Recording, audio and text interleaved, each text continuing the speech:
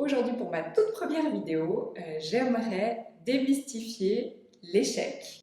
C'est parti! Bonjour tout le monde, je m'appelle Corinna Lepou et j'accompagne les entreprises à se transformer. Tout d'abord, au niveau de l'entreprise, je pense que la plus grosse peur de l'échec, celle dont on me fait le plus part, c'est la peur de ne pas être assez rentable, de ne pas faire assez d'argent. Cette peur-là, elle est tellement importante qu'elle mérite une vidéo à elle seule. Donc, je vais en faire une plus tard à ce sujet.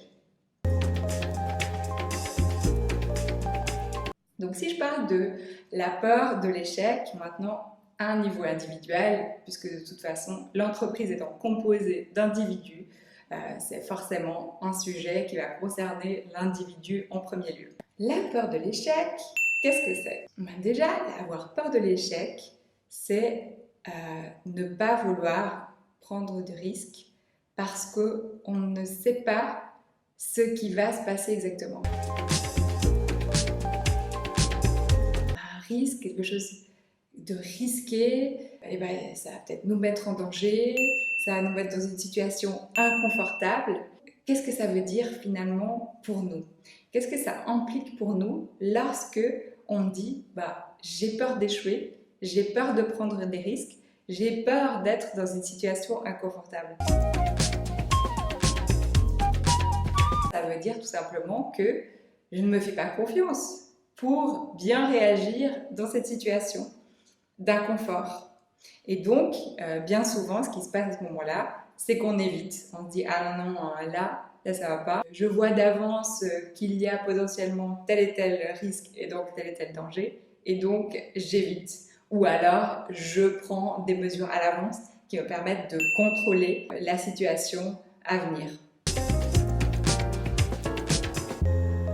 Et ça implique une vision de soi-même aussi particulière. Ça implique qu'on se voit comme une personne fragile et comme une personne beaucoup trop faible et fragile pour savoir comment réagir. Donc on ne se fait pas confiance à ce niveau-là. La première des choses que j'ai envie de dire, c'est attention, la peur de l'échec et surtout aller jusqu'à au côté prévoir et contrôler. Donc, je ne prends pas de risque ou alors seulement ceux qui sont prévus et que je peux contrôler d'avance. Eh bien, ça implique une vision de soi qui est qu'on se voit comme une personne fragile qui ne saura pas réagir. Du coup, deuxième chose.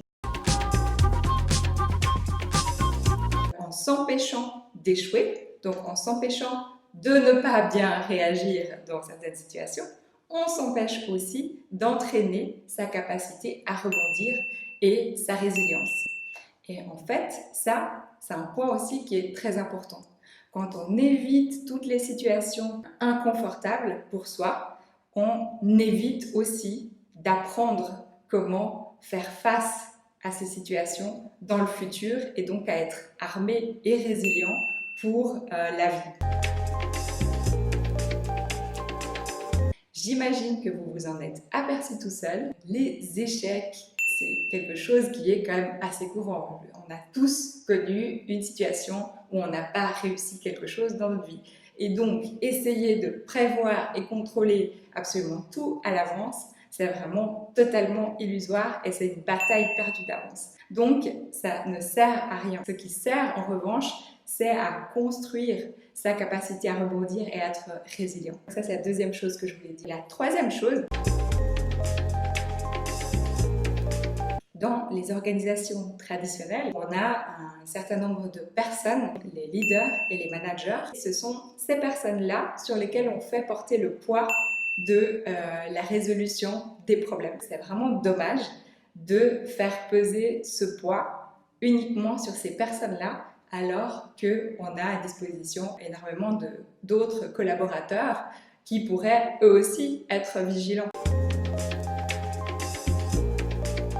Dans un modèle d'organisation alternatif qui est celui de l'autogouvernance, dont je ne vais pas parler de manière extensive ici, je vais aussi faire une vidéo plus tard à ce sujet, je vais juste vous mettre quelques critères et une description là dans la description de la vidéo. En 2 mots, l'autogouvernance, ça implique de distribuer l'autorité sur l'ensemble des collaborateurs.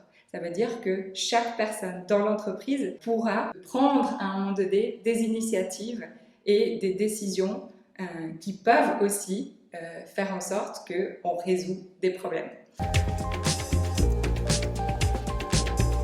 Dans l'autogouvernance, eh bien, on comprend que plus il y a de personnes qui sont vigilantes et qui peuvent être responsabilisées et autonomes, plus il y a potentiellement de personnes qui peuvent se mettre et créer des synergies et faire en sorte de résoudre les problèmes lorsqu'ils surviennent. Donc, si je résume, premièrement, c'est que lorsqu'on a peur de l'échec, en réalité, c'est qu'on se voit comme trop faible et fragile pour arriver à réagir de la bonne manière. Deuxièmement, c'est qu'en évitant d'échouer, du coup, on n'entraîne pas sa résilience et donc on n'est pas résilient finalement, ou très peu.